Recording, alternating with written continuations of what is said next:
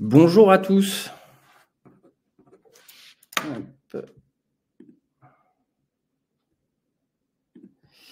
Est-ce que ça fonctionne? J'ai l'impression que ça fonctionne. On me dit à l'oreillette que je n'ai pas, que ça fonctionne. Ok, super. Il est 11 h. On attend encore une petite minute. La minute de politesse, le temps que les dernières personnes se connectent.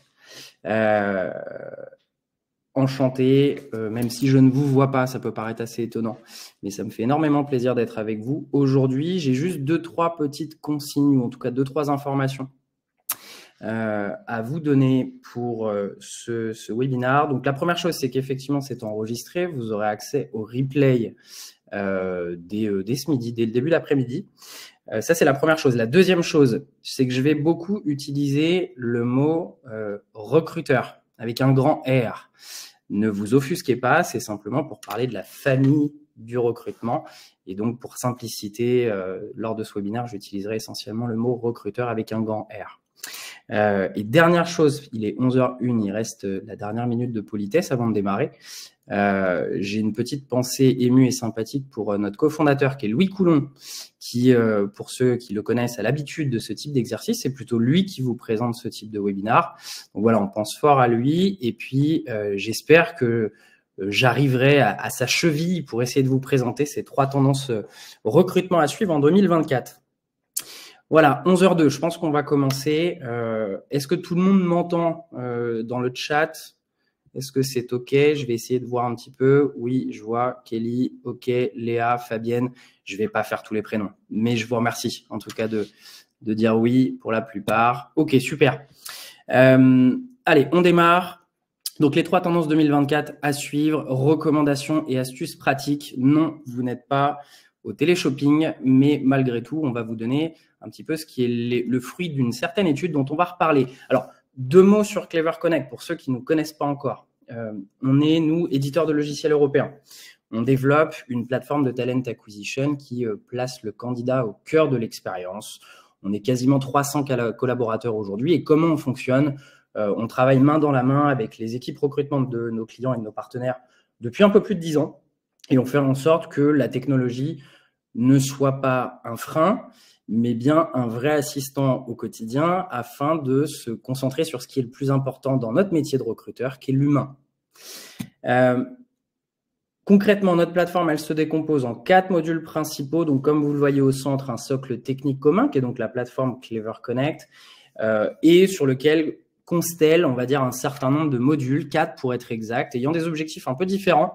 Ça va de la gestion d'un site carrière qui convertit à la relation de talent via des points de contact qui sont personnalisés et récurrents, en passant par l'engagement collaborateur via la cooptation digitale ou encore l'assessment de profil via l'entretien vidéo. C'est résumé exprès. Le but, c'est absolument pas de parler de Clever Connect aujourd'hui, mais c'est juste important de vous redonner quelques billes sur ce que l'on fait et pourquoi, du coup, on tient ce webinaire aujourd'hui. Tous ces modules partagent un point commun. Le but, c'est de mettre la technologie au service des recruteurs et les accompagner dans leur mission opérationnelle du quotidien. Au même titre que l'ATS, qui est un outil répandu, je pense, sur quasiment 90% du marché, en tout cas, c'était les derniers chiffres l'année dernière, au même titre que l'ATS aide à la création et la diffusion d'offres, ainsi que la gestion du processus de recrutement, nous sommes là pour aider à attirer plus de talents actifs ou passifs, mieux les nurturer, les alimenter, les engager afin de les transformer en candidats. Et donc, mieux identifier et révéler le potentiel via potentiellement des process, mais surtout de la technologie. Voilà un petit peu pour Clever Connect. Ça a duré 2 minutes. Normalement, on est bon. On peut passer à la suite, ce qui nous intéresse, c'est-à-dire les 3 tendances 2024 à suivre absolument sur le monde du recrutement dans les mois à venir. Donc, ça démarre en 2024, mais ça tient la plupart du temps pour les 5-6 prochaines années. Comment on a compilé ces 3 tendances? La première chose, elles viennent tout d'abord des nombreux échanges qu'on a avec nos clients et prospects. Ça, c'est le premier point de départ. Le deuxième point, c'est également le fait qu'on travaille avec un écosystème partenaire qui est assez robuste et qui lui aussi se nourrit des retours marché, que ce soit nos partenaires ATS avec lesquels on travaille au quotidien, les éditeurs de logiciels SIRH plus largement, les cabinets de conseil, les agences de communication RH, bref, Encore une fois, un écosystème assez important. Et enfin, pour ceux qui l'ont suivi, alors on a pas mal communiqué au mois de mai dessus, mais on a mené du coup une étude européenne sur les attentes des candidats, donc il y a à peu près 5-6 mois, et dont le fruit vous est présenté aujourd'hui. C'est toujours disponible en téléchargement, alors on pourra vous renvoyer également le lien à la suite de ce webinaire, mais donc vous allez voir que ces 3 tendances, elles se situent un petit peu sur ces 3 grands blocs. Et la question qu'on peut se poser, c'est pourquoi, du coup, on a décidé de mener cette étude européenne sur les attentes des candidats. La première chose, déjà, vis-à-vis de cette étude, c'est qu'elle a été réalisée auprès de 3000 personnes actives de nationalité française, allemande et italienne, âgées de 18 ans et plus, donc les personnes actives. Pourquoi avoir un distinguo par pays? Parce que les contraintes de recrutement d'un pays à l'autre peuvent être amenées à changer, évoluer, mais certains marchés et certains pays sont peut-être parfois un peu plus novateurs, sont parfois un peu plus en avance. Donc voilà, ça nous semblait intéressant en tant qu'acteur franco-européen. Nous, on est français avec également une entité en Allemagne, en Italie et en Espagne. Ça nous semblait important de dresser un portrait un peu global. Donc pourquoi cette étude? La première chose, je pense que je ne vous apprends rien là-dessus, on est dans une situation aujourd'hui qui s'approche du jamais vu. Alors le but, c'est pas d'être dans la catastrophe, mais on est dans un marché qui est de plus en plus tendu. On a une pénurie de talents qui touche quasiment tous les secteurs. On a une population active qui est en déclin. Être recruteur dans la situation actuelle, c'est pas forcément une chose aisée, qu'on se le dise. Les chiffres sur la droite le montrent. Alors, les 82% des profils aujourd'hui sont des candidats passifs. Ça, c'est un chiffre qui va faire un petit peu la longueur de ce webinaire. On le sait, on le sent de plus en plus et on l'expérimente de plus en plus au sein de nos différentes structures, qu'on soit une petite, moyenne ou grande entreprise. On a de plus en plus de personnes qui sont pas en recherche d'emploi, qui ne nous connaissent pas forcément, qui ne connaissent pas notre marque employeur. Et même quand ils nous connaissent, qui ne connaissent pas forcément les missions, les postes qu'on propose, et donc qui ne vont pas naturellement être actifs. Et donc, ça montre une chose, ce chiffre-là, typiquement, c'est qu'il faut aller les chercher, ces candidats. Ils viennent plus à nous, les candidats ont plus que jamais le pouvoir aujourd'hui, sans compter, en plus de ça, des facteurs socio-démographiques. Un facteur assez intéressant parce que c'est à prendre en compte dès aujourd'hui dans le recrutement, ça faisait rire il y a quelques années, c'est plus trop le cas aujourd'hui, c'est les différences de génération. On a beaucoup parlé de la Gen Z, donc les millennials, on parle maintenant de la génération Y, pardon, les millennials, maintenant on parle de la Gen Z. On avait sorti un chiffre il y a quelques mois qui était assez intéressant, c'est que les millennials aujourd'hui passent en moyenne moins de 3 ans dans une entreprise et la génération Z s'est divisée par 2, c'est en moyenne 1,5 ans dans une entreprise avant de la quitter. Donc tout ça mis bout à bout entre les différents contextes marché et les attentes de nos candidats qui a beaucoup évolué, le pouvoir qui est en train de s'inverser, etc. Tout ça mis bout à bout, ça donne une problématique mathématique de taille. Et c'est pour cette raison finalement qu'on a voulu creuser le sujet et qu'on le creuse de plus en plus auprès de ce panel pour pouvoir comprendre ce que les candidats attendent de leur relation avec les recruteurs dans le monde actuel et dans les prochaines années. Deuxième chose et dernière chose sur le pourquoi de cette étude, tout simplement parce que nos clients, nos ambassadeurs, nos partenaires de confiance, c'est les recruteurs eux-mêmes. C'est les personnes qui sont les key users de nos technologies. Et qu'on se le dise, nous, ça fait quelques années qu'on est sur le secteur du recrutement, c'est rarement les mieux chaussés, les mieux équipés, les mieux financés pour mener à bien leur mission. Pour illustrer mon propos, à gauche, bon, je grossis le trait, bien évidemment, mais ça, c'était un peu le recruteur avant Covid. On savait pourquoi on faisait ce métier. Les candidats, entre guillemets, frappaient à la porte. On était plein d'espoir. Chercher un mouton à 5 pattes, c'était un peu la norme. Les levées de fonds arrivaient par paquet de 10 toutes les semaines. Bref, on n'était pas forcément les mieux lotis au recrutement, dans les process, dans la formation, mais on avait malgré tout des résultats. Et depuis, c'est un peu le drame, le recrutement, c'est un peu plus ça maintenant. Alors non, le premier réflexe, c'est pas forcément de boire un coup le matin pour se donner de la motivation, mais c'est dur qu'on se le dise, quoi. On a toujours les mêmes profils qui recrutent chez nous, qui recrutaient très bien il y a quelques années, qui, dans un contexte changeant, se trouvent parfois démunis. Et c'est pour cette raison, finalement, que cette étude nous a semblé encore plus importante.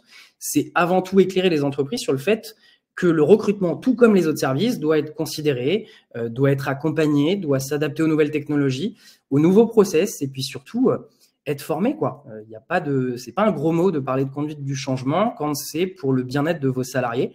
Donc le recrutement, la culture d'entreprise, l'onboarding, c'est un peu les nerfs de la guerre d'une entreprise saine et performante, et c'est aussi pour ça qu'on a décidé de mener cette étude.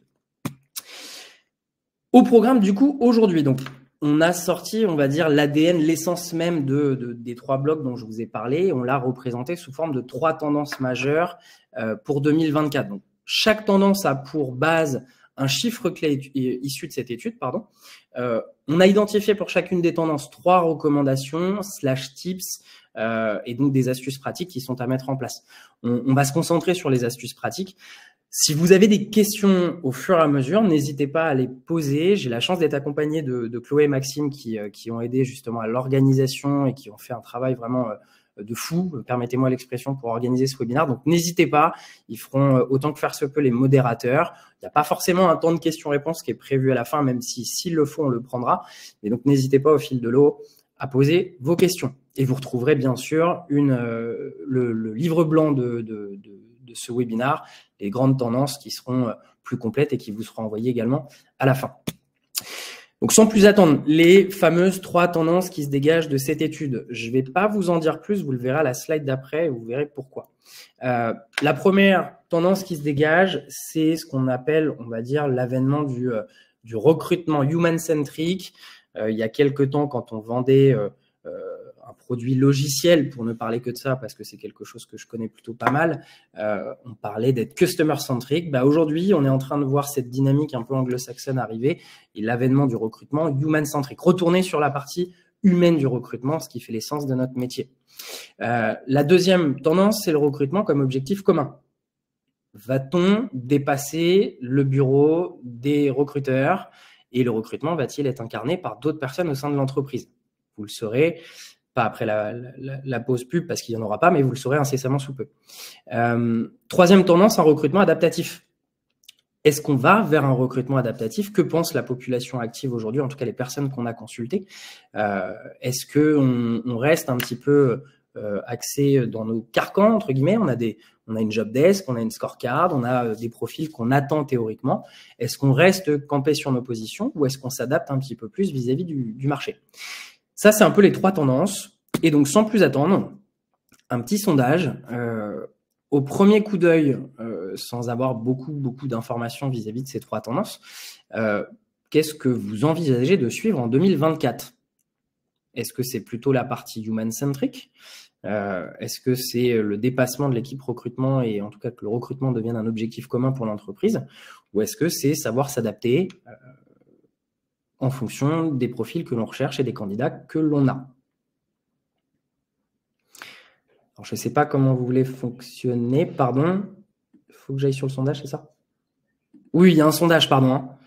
Je ne pose pas des questions rhétoriques, alors j'aurai certaines réponses après, mais n'hésitez pas à répondre au sondage qui est disponible du coup dans la barre de chat en bas à droite. Ouais, c'est ça, si je ne dis pas de bêtises.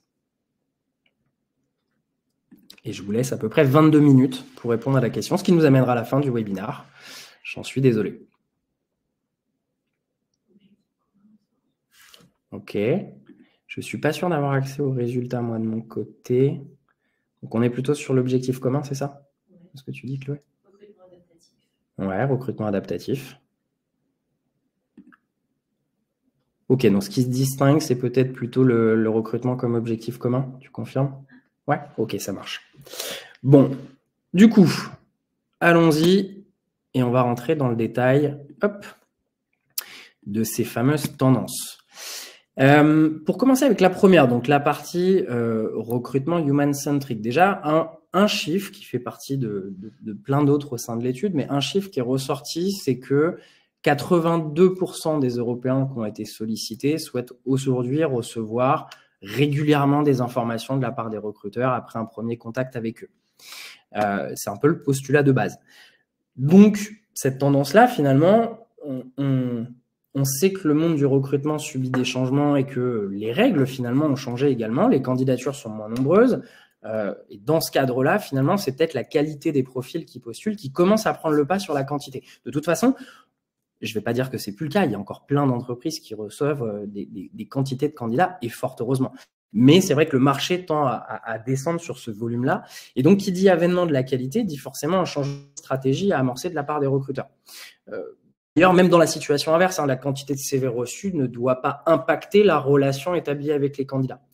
Et c'est peut-être là, finalement, où on s'est perdu ces dernières années, parce qu'on est toujours plus équipé de technologie, parce qu'on parle de l'IA à toutes les sauces, parce qu'on est en perpétuelle chasse de profil, qu'on lance des gros filets en espérant pêcher un maximum de poissons. On se rend parfois plus compte qu'il faut parfois mieux avoir une approche moins axée sur le quantitatif, mais plus sur la qualité, et donc la qualité des échanges. Tout démarre de l'approche de recrutement. Qui n'a jamais reçu, ou même envoyé d'ailleurs, un message du type « Bonjour prénom, je vous contacte parce que… » et blablabla, bla, bla, bla, je fais ci, ma boîte fait ça, quand est-ce qu'on échange? Je vais exagérer exprès, je grossis le trait bien évidemment, mais plus personne, en tout cas peu de gens aujourd'hui souhaitent avoir ce type d'échange. On veut sentir que le recruteur a pris le temps de comprendre notre profil, le recruteur imagine un vrai match entre les deux. Et le parallèle le plus flagrant, je pense, c'est vraiment le monde du commerce, le monde de la vente. Aujourd'hui, c'est deux mondes qui sont vraiment, la vente et le recrutement, qui sont très proches. On se doit de détecter des signaux, on se doit de prendre contact, on se doit de faire la différence, on se doit d'établir un lien, on se doit de convaincre et d'aller jusqu'au bout, c'est-à-dire la signature d'un contrat, quel qu'il soit. Vous, en tant que prospect potentiel d'un job board, d'un cabinet de chasse, d'un éditeur de logiciels, etc., bah, la question à se poser, c'est est-ce que si je me mets dans les baskets d'un candidat, est-ce que je suis à l'aise à recevoir une communication un peu préfaite qui est absolument pas personnalisée, sur lequel on n'essaye pas de créer du lien, ou est-ce que je préfère quelqu'un qui a essayé de faire son job de recherche, qui sait ce qu'il peut m'apporter, qui comprend la situation actuelle, les signaux de ma boîte, etc., etc. Donc, c'est la première tendance en 2024, un retour du recrutement basé sur l'humain. 3 recommandations. La première, alors qui peut paraître un peu basique, entre guillemets, dans le wording, considérer chaque candidat comme un humain, pas un numéro. Effectivement, le but, c'est de dépasser ces éléments-là. Alors, ça peut paraître un peu paradoxal ce que je vais vous dire, mais ça veut dire s'équiper. S'équiper, ça veut dire quoi? Enfin, surtout pourquoi? Parce que plus on fait de tâches manuelles, parce qu'on n'a pas d'outils à disposition, parce qu'on n'a pas les bons process, donc plus on fait de tâches manuelles à faible valeur, plus on est dans le jus, et plus on est dans le jus, moins on a le temps de faire des choses bien, entre guillemets. Donc, plutôt que d'envoyer 15, 20 prises de contact à haute valeur dans la journée, bah, on en fait 60, 80, voire plus, avec très, très peu de personnalisation. Et donc, on tombe rapidement dans le côté, en fait, je sais qu'il y a des humains derrière, mais pour moi, c'est plus de la prise de contact. On le voyait sur une slide auparavant, il faut à peu près aujourd'hui 400 touchpoints dans la manière dont on le fait aujourd'hui, 400 touchpoints sur LinkedIn pour avoir une candidature. Et en fait, on est tombé là-dedans, quoi.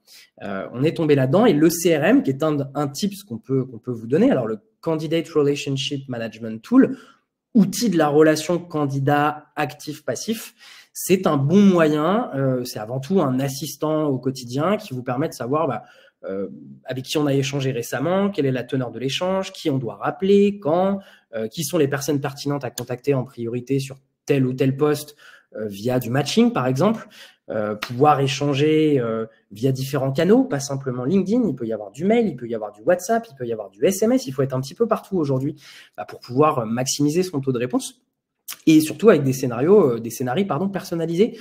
Donc autant d'actions qui sont possibles grâce à la technologie qui permet au recruteur de mieux faire son travail. J'illustre d'ailleurs mon propos avec, j'ai trouvé ça assez intéressant, la newsletter Full Stack Recruiter qui est écrit par alors je crois qu'il est tchèque si je vous dis pas de bêtises, il s'appelle Jan Tegs. Il a à peu près 15 ans d'exp dans la talent acquisition. Il est LinkedIn Top Voice. C'est un écrivain qui a d'ailleurs écrit un bouquin qui s'appelle Full Stack Recruiter. Je vous invite à le commander. Il est assez intéressant. Et donc, dans cette newsletter, il donnait, lui, pas les tendances du recrutement 2024, mais plutôt les tendances des compétences que doivent acquérir les recruteurs dès 2024.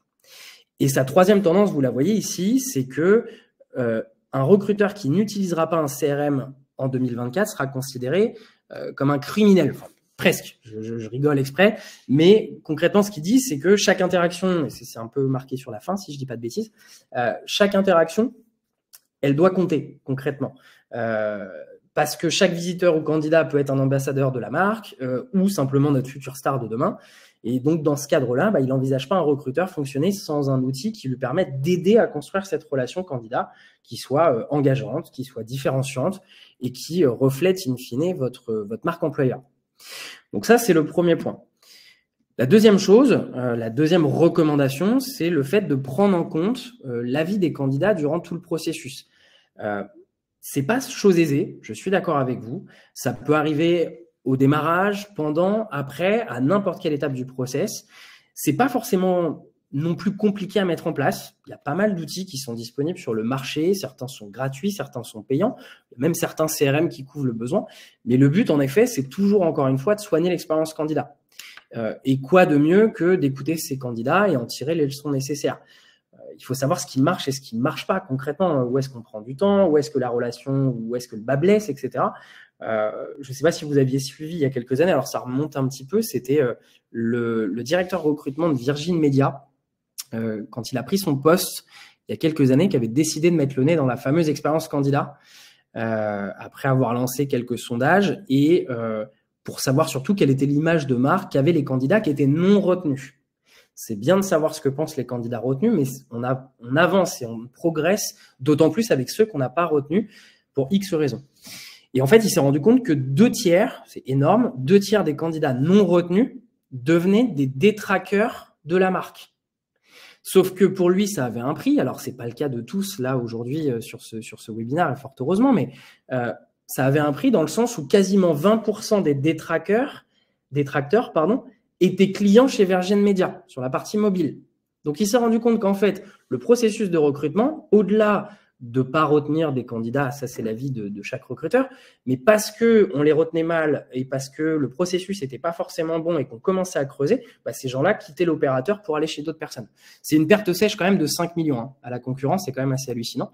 Donc, je pense qu'on est tous d'accord pour dire que sonder un candidat, c'est du bénéfice pour s'améliorer, mais également pour construire, on va dire, une relation sur le long terme.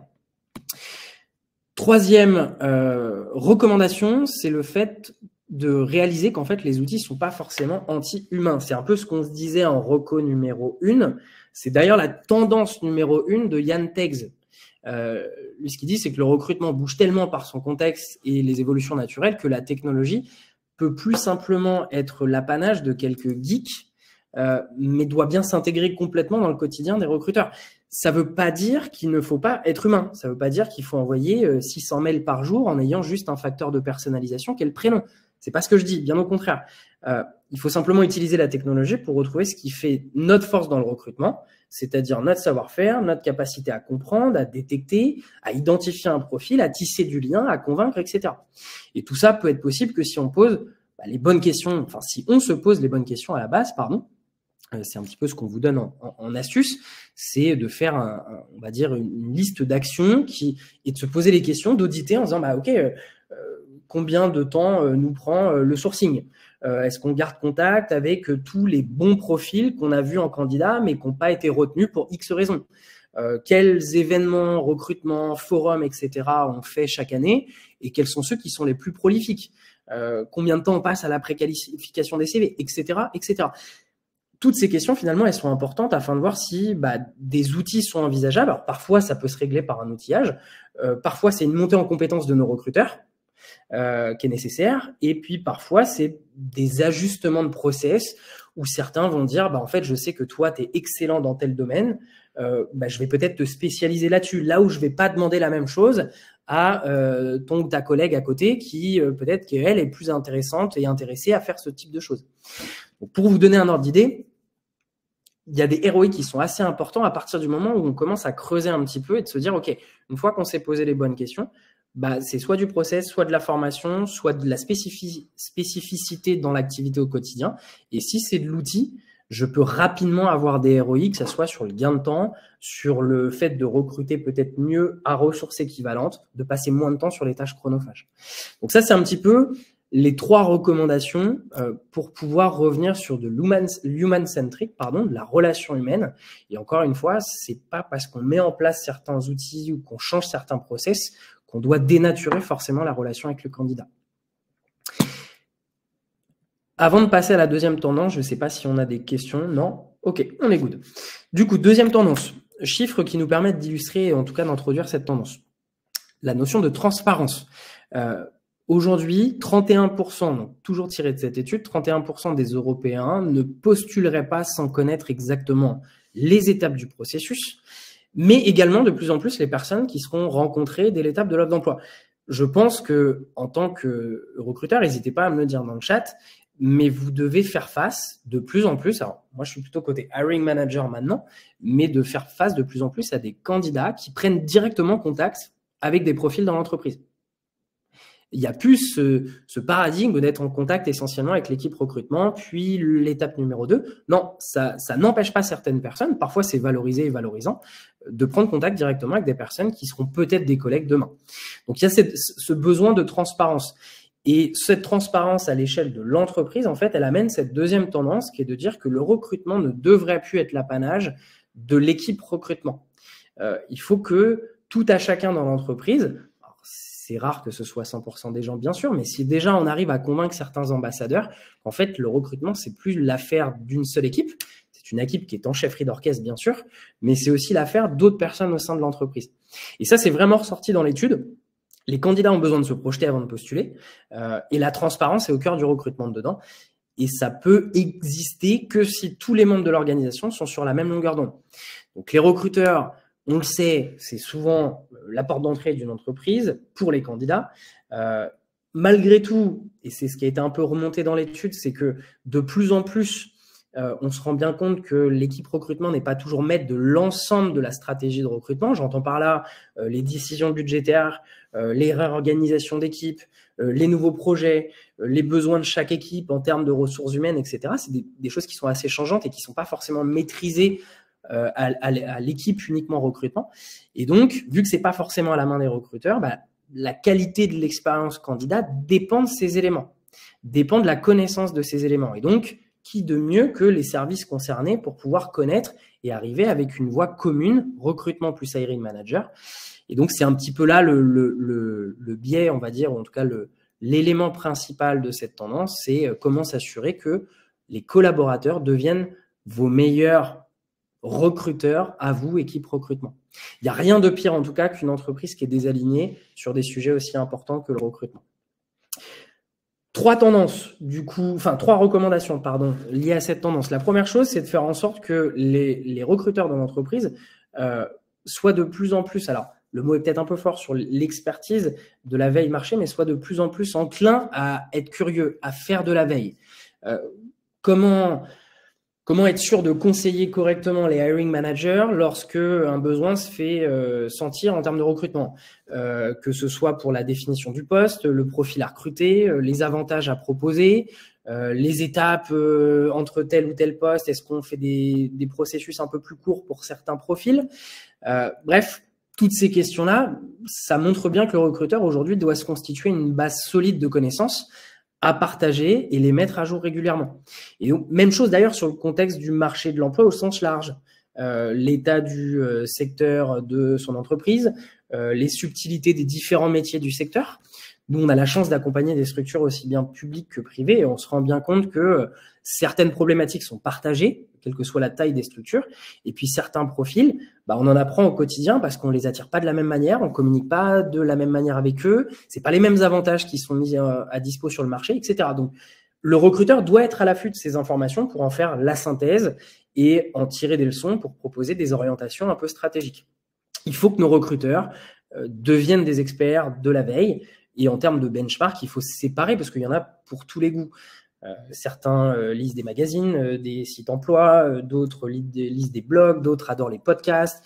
Donc voilà, il y en a pour tous les goûts. C'est pas obligé qu'on demande à toutes les équipes recrutement de travailler de la même manière sur tous les mêmes sujets. On peut très bien faire en sorte que certains se chargent du benchmark des actions concurrentes, d'autres lisent les actualités du secteur, d'autres tiennent à l'affût des tendances du recrutement, etc., etc. Ça, c'est la première recommandation qui est sortie suite à cette tendance. La deuxième chose, ajouter à l'équipe de recrutement un rôle éducatif et animation. C'est hyper important. En fait, on se rend compte, et les candidats également s'en rendent compte, que le recruteur, en fait, doit devenir de plus en plus pédagogue, voire même formateur pour partager notamment les informations issues de sa veille. Quel est l'état du marché? Quel type de candidat on peut espérer sur tel ou tel poste? Pourquoi les missions que remonte l'hiring manager finalement, elles sont peut-être pas adaptées à cette fiche de poste ou elles peuvent s'adapter à d'autres plutôt, qui on doit rencontrer dans le processus de recrutement.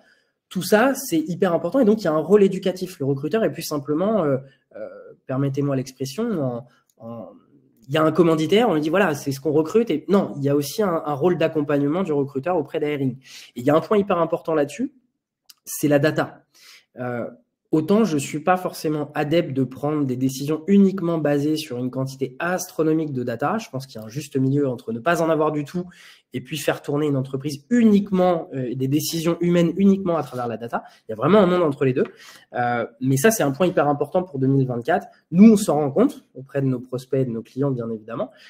Il faut mettre de la data où on peut, quoi.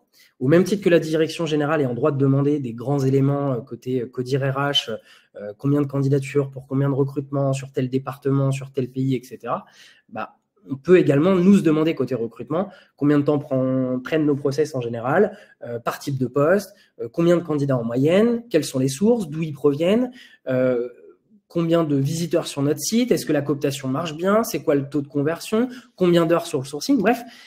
On se rend bien compte aujourd'hui que la data n'est pas encore arrivée complètement dans les services recrutement. Et si ce n'est pas déjà le cas, nous, ce qu'on vous conseille, en tout cas, c'est d'essayer de faire au mieux pour commencer à utiliser des outils de tracking pour mieux compiler ces données et les partager aux bonnes personnes en interne, toujours dans ce rôle de pédagogie et d'animation. Les hiring managers doivent prendre conscience de l'ensemble du process de recrutement pour devenir des partenaires plutôt que des commanditaires, justement. Les dirigeants doivent comprendre ce qu'apportent les recruteurs à l'entreprise et comment les aider à s'améliorer sur le budget, par exemple, sur les ressources, sur ce qu'on leur demande de faire, très clairement. Et puis, le troisième point, c'est peut-être que l'ensemble de l'entreprise doit être sensibilisé et impliqué dans les sujets de recrutement qui participent aux performances globales de la boîte. Il n'y a rien de pire qu'un service recrutement qui n'est pas reconnu à sa juste valeur, alors que c'est un peu le fuel de l'entreprise, en fait. S'il n'y a pas de recrutement, il n'y a pas d'avancée de l'entreprise. Troisième point, en termes de recommandations, ouvrir l'acquisition de talents à tous les collaborateurs. Alors, il faut le faire proprement, bien évidemment, mais tous les collaborateurs, en fait, il faut partir du postulat que tous les collaborateurs peuvent servir les objectifs de recrutement. Et il y a trop peu d'entreprises qui s'en rendent compte aujourd'hui. C'est même l'avenir du recrutement, savoir utiliser, si je peux me permettre le terme, ses collaborateurs pour construire une marque employeur solide, d'autant plus avec les générations qui arrivent. On parlait de Gen Y et Gen Z. C'est mon ami Alexandre Darbois, je ne sais pas si pour certains vous le connaissez, qui a fondé une structure qui s'appelle YouMoon, qui est spécialisée dans le coaching et dans le carrière pass, entre guillemets, qui sortait en début de semaine un chiffre assez parlant sur le sujet. Un tiers des employés d'ici, alors je ne sais plus si c'est 2025 ou 2028, excusez-moi, quand même 3 ans d'écart, mais un tiers des employés, dans peu de temps, seront de la Gen Z. Et il est, à mon sens, grand temps d'ouvrir le recrutement à tous les employés à travers des programmes ambassadeurs qui permettent aux employés de pouvoir relayer la marque employeur. La Gen Z est super technophile, c'est normal, on est dedans. Il faut du coup pouvoir les orienter, leur donner des consignes, leur expliquer un petit peu s'ils sont tant intéressés par notre structure, par les missions, comment un petit peu relayer ça, mais il faut en tirer profit. Et il faut apprendre du coup à embarquer les collaborateurs pour les motiver, pour les aider à devenir des partenaires du recrutement. Quand on sait aujourd'hui que des structures comme Trustpilot, pour ceux qui connaissent, aident les consommateurs dans l'achat de produits ou de services au quotidien, qui de mieux que nos employés pour aider les talents qui nous connaissent ou pas à nous comprendre, à se projeter, à voir un petit peu les perspectives qu'il pourrait y avoir dans telle ou telle société.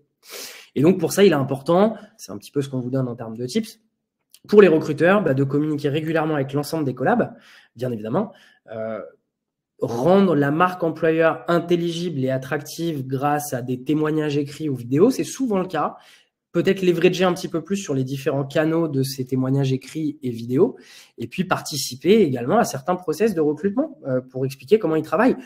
On n'est pas forcément obligé à chaque fois, ça a été remonté dans l'étude, certains candidats nous ont dit nous, on aimerait bien voir d'autres services. On sait qu'on ne va pas travailler avec telle ou telle personne, mais ça nous permet de comprendre un petit peu les rouages de l'organisation. C'est sûrement des gens avec qui on échangera dans un cercle proche si on est amené à rejoindre l'entreprise. Donc voilà, l'idée, c'est de faire intervenir ces ambassadeurs. Ils ne remplacent pas les recruteurs, très clairement, mais ils les complètent pour répondre à des exigences ou à des attentes côté candidat. Voilà les 3 recommandations sur cette tendance de recrutement, sur le côté dépassons un petit peu les frontières de l'équipe recrutement. Toujours pas de questions? Si, il y en a une? Il y a une question. Ouais. Mouna, est-ce le même principe que le collaborative hiring? Est-ce le même principe que le collaborative hiring? C'est une bonne question. C'est Mouna, c'est ça le prénom?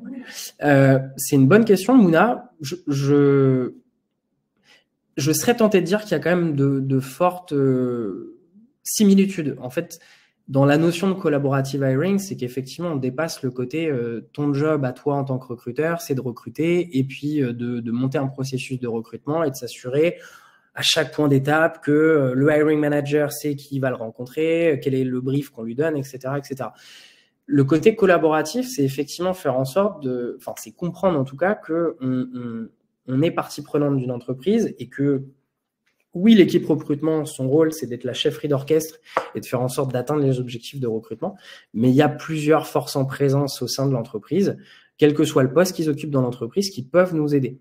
Le collaboratif, pour moi, tel que je le comprends également, c'est aussi la notion de faire en sorte que les ambassadeurs, peut-être pas tout le monde dans un premier temps, mais que les ambassadeurs puissent aussi donner leur avis sur certains profils, sur notre façon de faire. Exemple le plus concret, moi, j'ai dû recruter pas mal de personnes l'année dernière et j'ai pris plaisir à échanger avec des personnes au sein de l'organisation Clever Connect qui imaginaient le job des personnes que je recrutais, qui me donnaient des conseils, pas forcément sur les hard skills à avoir, mais sur les soft skills, une fois que je leur présentais un petit peu la job desk en disant je pense que la bonne personne, elle pourra faire ci, ça, mais il faut qu'elle ait tel mindset. Et avoir l'avis de personnes en interne qui sont là depuis des années, qui comprennent un petit peu la culture de l'entreprise, c'est hyper intéressant et c'est là le côté collaboratif, je pense. Je ne sais pas si ça répond à votre question. J'espère que oui, en tout cas. Pas d'autres questions, Chloé? Super. 11h37, on est dans les temps. Je passe à la dernière tendance, l'ouverture d'esprit. Alors, dernier chiffre qui remonte du coup de l'étude, 70% des Européens qu'on a interrogés accepteraient de postuler à une offre d'emploi qui ne correspond pas à leur métier, mais à leurs compétences. Ça, je pense que c'est un vrai sujet pour toutes les personnes qui se posent des questions aujourd'hui dans leur entreprise, mais juste de manière personnelle, en disant est-ce que je suis au bon endroit et surtout est-ce que je fais ce qui me paraît être intéressant dans mes convictions, etc., etc. Et en fait, on se rend compte que autant il y a une vingtaine d'années, on se disait quand tu rentres dans une voie, ton parcours est tout tracé, entre guillemets, ça va être difficile de changer. Autant aujourd'hui, je pense qu'on est tous d'accord pour se dire que quel que soit l'âge, c'est pas parce qu'on exerce un métier ou une catégorie de métier qu'on peut pas sortir de ce carcan-là et que malgré tout, tous les métiers qu'on va occuper, il faut des compétences pour les faire. Et donc, ces compétences-là, c'est peut-être ce qui peut nous servir de tremplin demain dans les futures opportunités. Et il faut que ça, côté recrutement, on le comprenne et surtout qu'on le mette à profit. Et c'est ça donc qu'on appelle, nous, le recrutement adaptatif. Il n'y a pas un seul candidat parfait pour un poste. Il n'y a pas ou plus de moutons à 5 pattes. On est tous très différents les uns les autres et qu'il s'agisse de notre parcours, de nos compétences, de nos passions, de notre personnalité ou de notre situation simplement, c'est une autre tendance qu'on avait déjà évoquée en 2023 mais qui continue de s'accroître en 2024. Il faut se fermer à aucun profil. Il est certain qu'on va devoir s'adapter et envisager le recrutement différemment dans les années à venir. Oui, le recrutement évolue, la concurrence est rude, le pool de talents disponible aujourd'hui sur le marché s'amoindrit, entre guillemets. Il faut qu'on puisse s'adapter, il faut qu'on reste flexible, il faut qu'on reste réactif. Il y a des nouvelles attentes côté candidat, il y a des nouveaux métiers qui émergent, il y a des nouveaux types de profils, il y a des nouvelles formes de travail. Et donc, on est en droit de se poser la question, ok, comment je prends le train et comment je m'adapte en fait à ces éléments-là. 3 recos. Commencez à connaître le format. La première chose, prioriser la mobilité interne avant de penser au sourcing. En fait, pour illustrer ce changement de métier tout en ayant acquis des compétences solides et en ayant envie de tacler l'un des sujets majeurs qui est la rétention de nos bons profils, quoi de mieux que la mobilité interne? À chaque nouveau besoin, le premier réflexe, en fait, ça doit être la mobilité interne. Ça, c'est un peu paradoxal parce que quand on discute à des événements recrutement, quand on discute avec nos partenaires, etc., j'ai l'impression, en tout cas, c'est que mon ressenti, mais que beaucoup en parlent de la mobilité en disant oui, nous, on a mis en place un parcours de mobilité. Et en fait, quand on creuse un peu dans les chiffres, on se rend compte que très peu savent effectivement quel est le pourcentage de mobilité interne successful qu'on arrive à mettre en place chaque année. très peu arrivent à le suivre. Beaucoup remontent le fait que, en fait, il faut déjà mettre à dispo les offres en interne, communiquer, etc. Donc, pourquoi je vous dis ça? Parce qu'il y a un monde entre dire il faut prioriser la mobilité interne et effectivement l'exécuter. C'est bien de parler de mobilité interne, mais il faut mettre en place la stratégie nécessaire pour que ça devienne un réflexe. Quand on sait que les talents d'une entreprise sont la plupart du temps des bons candidats, il y a des ajustements. On parlait tout à l'heure peut-être de process, d'ajustement, pas forcément d'outillage, mais déjà, il y a peut-être des choses en interne à faire pour faire en sorte que cette mobilité interne permette de nous adapter à ces contraintes marché.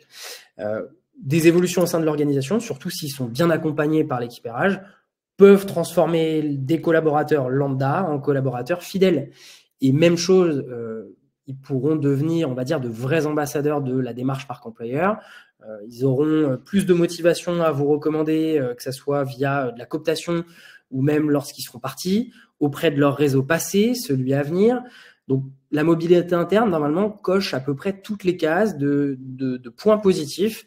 Et tout comme la cooptation ne doit pas rester au stade de « oui, ça existe dans l'entreprise, on a mis en place quelque chose ». Il faut vraiment, en 2024, enclencher une démarche quasi exclusive, même si ce n'est pas le bon terme, mais j'entends par là que la mobilité doit être la norme avant même d'ouvrir un poste à l'externe, en fait. Ça, c'est la première reco. La deuxième, pensez à varier les modes de travail sans a priori. Ça, c'est quelque chose qui est également beaucoup ressorti de l'étude. Les actifs sont plus aussi amoureux, je dirais, du CDI. On entend souvent dire que le CDI est mort. D'ailleurs, je ne dirais pas qu'il est mort, mais ce qui semble être en train de se terminer, c'est cette séparation drastique entre il y a un contrat qui est le contrat suprême, qui est le CDI d'un côté, et puis il y a tous les autres contrats de l'autre. Aujourd'hui, ce qui est certain, c'est que beaucoup de profils perçoivent plus nécessairement le CDI comme un aboutissement. Certaines personnes sont bien dans les contrats qualifiés de précaires, dans des situations mixtes avec des temps partiels ou des activités de freelance en parallèle. C'est que des exemples, mais il est clair qu'il va falloir qu'on compose avec ces situations qui sont encore aujourd'hui, on va dire, peu répondues. Et il y a, entre guillemets, un intérêt à être les premiers. Ça devient la norme au fur et à mesure, mais ceux qui auront intégré ça dans leur politique de recrutement, mais aussi et avant tout dans leur politique de fonctionnement, seront ceux qui gagneront quelques points encore plus dans l'attraction candidat. Ça suffit plus de dire tu auras un baby-foot, tu auras des cartes tickets resto, etc. C'est la norme, c'est la commodité. Maintenant, c'est quelles sont les conditions d'épanouissement personnel que je mets à disposition. Et donc, sur ces modes de travail-là, il y a vraiment quelque chose à faire.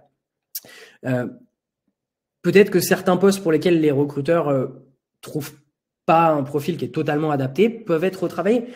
Certaines missions peuvent être dissociées, réattribuées. Il ne faut pas se fermer, il faut auditer. C'est encore un maître mot au-delà de la data. Il faut déjà comprendre d'où vient le problème. Il faut essayer de le diagnostiquer et puis analyser les postes de l'entreprise, les missions, les attendus. Il faut se laisser l'opportunité de tester. Et c'est ça qui rendra le recrutement encore plus adapté et adaptatif. Parce que il faut qu'on se le dise, c'est ce à quoi le recrutement ressemblera demain, plus la quasi-exclusivité du CDI. Troisième recommandation, se tourner vers des profils inattendus. Alors, par inattendu, on peut peut-être se poser la question à l'inverse, c'est qu'est-ce qu'il y a en commun les profils de seniors, les professionnels en reconversion, les personnes qui sont compétentes mais qui n'ont pas de diplôme, les personnes en situation de handicap, les parents qui souhaitent un mi-temps pour s'occuper de leurs enfants. Toutes ces personnes, elles ont un point commun, entre autres, c'est qu'elles font souvent peur aux recruteurs parce qu'ils ne répondent pas forcément à l'idée qu'on se fait du client idéal, du candidat idéal. Et pourtant, même si bien évidemment, ça change depuis ces dernières années, hein, on se rassure, mais ces profils-là ne sont pas moins intéressants pour répondre aux besoins d'une entreprise que d'autres. Il faut s'adapter à leurs spécificités, si tant est qu'il y en ait vraiment, très clairement. Et parfois, certains hiring managers ont tendance à se priver de candidats en disant non, ça ne cochera pas les cases, etc. C'est pas conventionnel. Mais comme on parlait de pédagogie tout à l'heure, c'est aussi au travail du service recrutement, des recruteurs, de se montrer pédagogue et d'expliquer pourquoi il faut garder l'esprit ouvert et surtout pourquoi la personne qu'on a contactée ou qu'on aimerait contacter peut faire le job en fait. Et c'est là où on peut repenser finalement la liste des critères qui sont obligatoires pour chaque poste ouvert et en faire un réflexe en interne au fur et à mesure. On peut commencer par le faire en tout cas pour les postes qui sont difficiles à pourvoir. Effectivement, c'est plus simple. C'est imposé par le marché ou c'est imposé par notre fonctionnement. On a du mal sur ce type de poste. OK, on va commencer à ouvrir nos chakras. Mais au fur et à mesure, il faudra potentiellement le faire sur tous les postes, quoi qu'il arrive. Voilà la troisième recommandation pour cette troisième tendance. Alors, on arrive à la fin des 3 tendances. J'espère que ça vous a plu et que ça vous a éclairé un petit peu. En conclusion, on assiste à un retour aux sources vers un recrutement basé sur le relationnel qui est la clé de l'acquisition de talent de demain. Hors de question de régresser concernant les techniques et les méthodes ou d'abandonner le recrutement qui doit être basé sur les données et sur les résultats. Ce retour au recrutement qui est orienté sur l'humain ne veut absolument pas dire qu'il faut abandonner l'utilisation d'outils. Ça ne veut pas dire qu'il faut non plus les multiplier. Il faut peut-être les harmoniser, il faut peut-être les optimiser. Mais on ne peut pas se passer de la technologie. C'est comme ça. On est en 2023. Si je ne vous dis pas de bêtises, dans un mois, on sera en 2024. La technologie fait partie de nos vies. Donc, la question, c'est est-ce qu'on prend le chemin de la technologie et on l'intègre? Est-ce qu'on en fait un support au quotidien? Ou est-ce qu'on en fait un va des rétro satanas et peut-être qu'on peut rester sur le carreau sur certaines choses? Celles et ceux qui essaieront de mettre en place ces choses-là ou d'optimiser l'existant auront les meilleures bases pour démarrer 2024. En tout cas, on l'espère. C'était l'objectif de ce webinaire.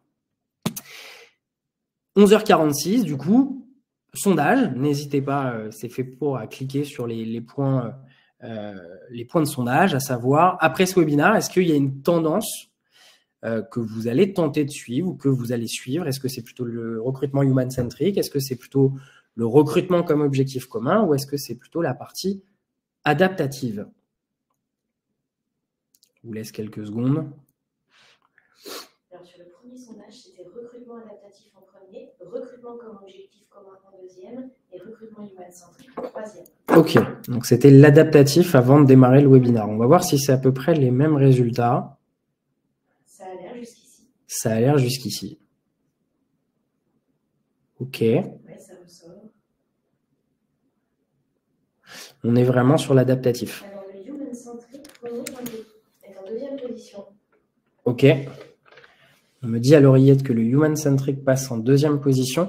Ça ne m'étonne qu'à moitié que le recrutement adaptatif, alors nous, on ne souhaite pas les hiérarchiser parce qu'effectivement, il faut pouvoir les prendre en considération. Il y en a d'autres, bien évidemment, il n'y a pas que ça. L'adaptatif, in fine, c'est plus celui, on va dire, qui est à la main de nos équipes. C'est-à-dire qui nécessite peut-être le moins de changements en interne. On est plus dans l'ouverture, comme on le disait, des chakras, dans le fait de s'adapter, d'être flexible.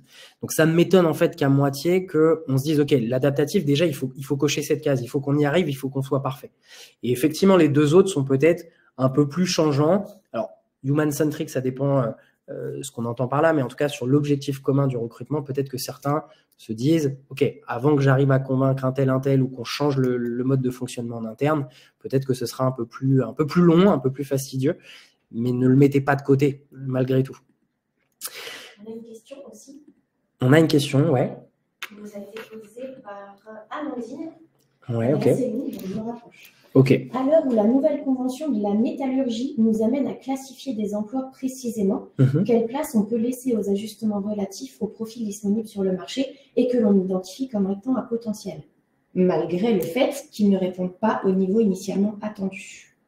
C'est une très longue question, Amandine. Je vais la lire du coup. À l'heure où la nouvelle convention de la métallurgie nous amène à classer, quelle place peut-on laisser aux ajustements relatifs aux profils disponibles sur le marché que l'on identifie comme étant à potentiel, malgré le fait qu'ils ne répondent pas au niveau?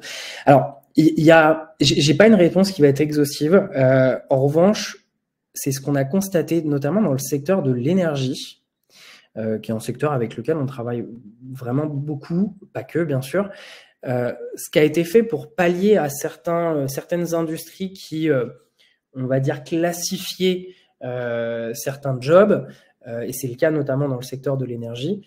Ce qui a été fait, c'est que du coup, certaines structures ont décidé de prendre la chose à rebond en disant, plutôt que de recruter des gens qui savent déjà faire, ce qui est un peu compliqué, on ne va pas se le cacher, encore une fois, pour des notions mathématiques de profil disponible versus les missions qu'on propose.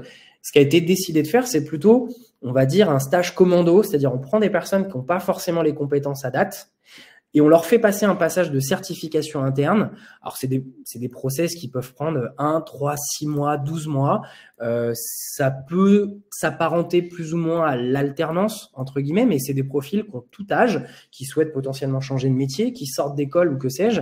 Et donc, c'est un peu une école interne qui est montée par certaines structures pour justement faire en sorte que, OK, vous n'avez pas les compétences hard skills nécessaires dans la classification de tel job, on va vous les donner et on va prendre le temps d'eux. Il y a beaucoup d'entreprises, on n'en a pas parlé parce que c'est pas le sujet aujourd'hui, qui, si on le résume en une phrase, se disent en fait les CDI de demain, c'est les jeunes d'aujourd'hui, quoi.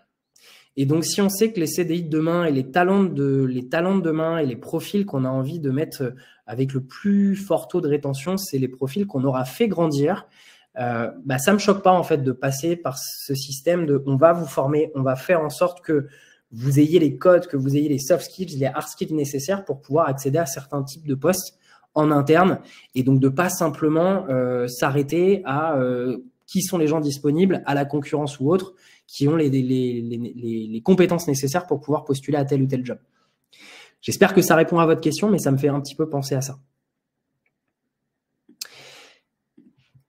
Hop, il est 11h51. Dernière chose, alors peut-être sur le chat, c'est ce qu'on s'était dit. Là, on n'est pas sur un sondage, étant donné que vous pouvez un petit peu laisser libre cours à votre imagination.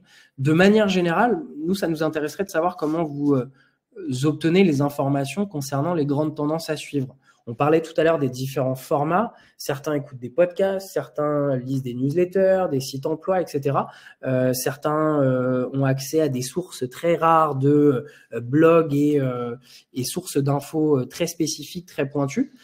N'hésitez pas, de toute façon, il y aura le replay. Alors, n'hésitez pas à nous partager vos bonnes pratiques, mais ça nous intéresserait, je pense que les gens également présents lors de ce webinaire, ça nous intéresserait de savoir un petit peu comment vous vous tenez updaté et quels sont les moyens de communication qui vous plaisent. Je vois que ça écrit. Donc, j'en réponds. On a une autre question de Laurie. OK. Qui est, n'est-ce pas risqué d'investir dans une formation de 6 mois à 1 an quand on prend comme référence le temps resté dans l'entreprise en moyenne? C'est une bonne question, Laurie. Risqué, je ne sais pas si on peut parler de risque. Alors, de toute façon, dans un recrutement, pour moi, il y a toujours un risque, soit pour l'entreprise, soit pour le candidat. Il y a toujours un risque qu'on se soit vu plus beau que l'on est réellement. Il y a toujours un risque de déception. Il y a toujours un risque lié à l'humain. Donc, quoi qu'il arrive, le risque, il faut savoir vivre avec. Maintenant, je serais tenté de prendre votre question sous cet angle qui est de dire... Est-ce qu'investir 6 mois dans une formation auprès d'un candidat, c'est un risque versus ce qu'on se disait tout à l'heure sur la Gen Y ou la Gen Z qui ont tendance à partir plus ou moins assez tôt après leur premier emploi dans l'entreprise? En fait, pour moi, c'est peut-être pas la question à se poser. La question à se poser, c'est pourquoi les gens de la Gen Z ou de la Gen Y qu'on recrute dans notre entreprise partent au bout d'1 an, 2 ans ou 3 ans. Je suis tenté de me dire que si je fais venir quelqu'un, que je lui explique un petit peu ce que j'attends de cette personne au démarrage. Je le fais venir pour une formation, pour une école, pour lui montrer quels seront les quelques postes en interne sur lesquels cette formation de 6 mois à 12 mois pourra déboucher. J'ose espérer qu'avec l'investissement qu'on y met, on n'est plus dans « je te recrute pour faire quelque chose », c'est « je te recrute pour ton profil ». Je vais te faire passer à la moulinette d'une formation qui sera soit très spécifique, soit très générale, mais en fait, je te recrute pour qui tu es. Et je veux t'avoir dans 2 ans, dans 10 ans, dans 15 ans. Ça ne me fait pas peur de t'expliquer que moi, c'est comme ça que je recrute. J'ai démarré ma carrière en ESN. À l'époque, on parlait de recrutement sur profil ou recrutement sur mission. Déjà à l'époque, il y a 12-13 ans, il y avait un fait qui était incontestable. Les consultants qu'on recrutait sur mission pour répondre à un besoin X chez un client avaient tendance à churner, entre guillemets, à quitter l'entreprise beaucoup plus rapidement, même si la mission se passait bien, mais à quitter leur job beaucoup plus que quelqu'un qu'on recrutait sur profil en disant « je t'aime beaucoup, j'apprécie qui tu es, j'apprécie ta valeur, j'apprécie ta compétence, j'ai pas encore de mission pour toi, mais en fait, je sais qu'avec toi, on va pouvoir construire de grandes choses. » Donc, c'est un peu ça, la nuance pour moi, c'est que oui, on va peut-être former quelqu'un pendant 6 mois. Oui, on va peut-être pas gagner d'argent. Oui, sur les 10 personnes qu'on mettra dans cette school interne, il y en aura peut-être 1 ou 2 qui nous lâchera.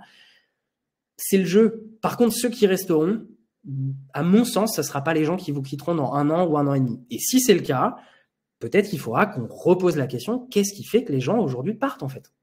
Est-ce qu'on a un beau processus d'offboarding qui nous permet de tirer les leçons? Alors, pas mal d'infos. Fanny, webinar APEC, ok. Article qui parle de recrutement d'un début, ok. Enquête reçue de professionnels DRH. Veille de newsletter de job board suivi de certains profils sous LinkedIn qui publient pas mal. Podcast, patati, patata. Très bien. Article et blog LinkedIn. Aussi via des échanges avec les candidats Gen Z. Oui, tout à fait. Ok, donc pas mal de diversité dans la collecte de ces tendances. Écoutez, moi, c'est comme ça que j'ai voulu, avec l'équipe, terminer ce webinaire. Alors, normalement, avez-vous des questions? On y a plutôt répondu. N'hésitez pas, il reste encore 4 minutes. Moi, je voulais simplement que vous repartiez avec un petit doggy bag, que ce ne soit pas simplement Clever Connect qui vous remonte les chiffres et les tendances de son étude. C'est l'objectif du jour et j'espère que ça vous servira. Et quand vous aurez l'étude beaucoup plus complète, vous verrez quels sont les tips qui sont vraiment actionnables. Je souhaitais quand même que vous repartiez avec un petit doggy bag. Alors, plusieurs choses. Dans la présentation, vous allez la recevoir. Ça sera un PDF. Normalement, les petits emojis, j'ai fait en sorte qu'ils soient cliquables. Vous avez des liens derrière. Le premier sur la gauche, ChatGPT, le recrutement.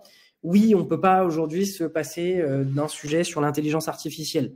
Encore lu ce matin comment l'intelligence artificielle allait révolutionner le monde du journalisme.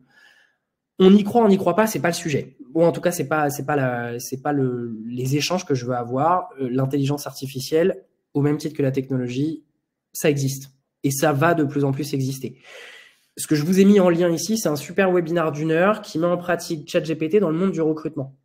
Vraiment, d'un point de vue pratique, qui vous aide à rédiger des prompts, qui vous explique comment la technologie fonctionne. Le webinaire est réalisé par Alexandre Darbois, donc la personne dont je vous parlais tout à l'heure, fondateur de YouMoon, entreprise spécialisée dans le coaching, ok. Et Alex Kpenou, désolé Alex si je prononce mal ton nom, qui est fondateur de Better People, qui est une société qui s'est spécialisée dans la création de modèles d'IA personnalisés. Alors, pas que pour le recrutement, il opère aussi dans plein d'autres métiers, mais vous avez 1 heure de webinaire, je vous invite à le regarder, franchement, c'est hyper intéressant. Vous repartirez avec des idées sur comment réaliser une scorecard en passant le moins de temps possible et pourtant en étant le plus complet. Comment l'IA via ChatGPT peut vous aider à rédiger une fiche de poste ultra qualitative. Comment communiquer efficacement sur son recrutement. Je vous invite d'ailleurs, si vous êtes intéressé par le sujet, comment intégrer l'IA efficacement dans mon quotidien, à regarder ce que fait Alex de Better People en général. C'est franchement très intéressant. Deuxième chose, les influenceurs recrutement à suivre. Le petit œil sur la gauche, c'est un post de Laurent Brouat, qui est fondateur des Talents Narratifs, qui est une top agence de com en termes de création de contenu dédié aux professionnels du recrutement, qui reprend les grands influenceurs recrutement à suivre. Alors, bien évidemment, c'est pas exhaustif, je crois qu'il en liste une dizaine, une quinzaine, qui produisent des très bons contenus avec des tips qui sont actionnables. Et à droite, du coup, le deuxième petit œil, c'est l'article Full Stack Recruteur de Yann, la personne tchèque dont je vous parlais tout à l'heure. Et donc, c'est 10, je crois qu'il a 10 recos compétences, qui seront importantes pour les recruteurs à acquérir dans les prochains mois, les prochaines années. Les 10 skills incontournables. Et enfin, sur la droite, l'école du recrutement. Alors, je pense que beaucoup d'entre vous connaissent, mais pour celles et ceux qui connaissent pas encore ce qu'ils appellent la non-conférence du recrutement, moi, je trouve le concept assez cool. En fait, l'école du recrutement, qui est un organisme de formation, mais pas que, organise, alors, je sais plus la récurrence, si c'est une fois par mois ou une fois tous les 3 mois, un événement qui est assez particulier. Il n'y a pas de speaker, c'est pour ça qu'on parle de non-conférence. Il n'y a pas de speaker, il n'y a pas de slide, il n'y a pas d'outils à acheter, il n'y a pas de gens qui sont là pour vous dire « nous, on est les meilleurs ». Non, c'est juste à peu près chaque année 3000 recruteurs et RH qui se réunissent dans toute la France. Donc, vous verrez sur le lien les différentes villes par lesquelles ils passent pour débattre et apprendre les uns les autres avec des discussions à valeur ajoutée de nos pairs. Tu travailles dans une boîte qui est à peu près de telle taille, etc. Bah, moi aussi, ça me parle, j'ai les mêmes enjeux que toi, etc. Rien de mieux que d'échanger avec des gens qui partagent les mêmes problématiques que vous. Donc voilà, ça sera un petit doggy bag. J'espère que ça vous servira également. Et puis, si vous n'avez pas d'autres questions, il est 11h59, on est dans les temps. Merci à vous pour votre attention.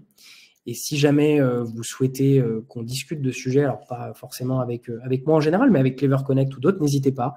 On est sur les réseaux, on est sur les internets disponibles pour vous. Passez une très bonne journée.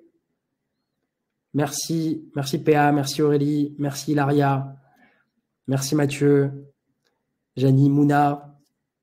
Merci à tous.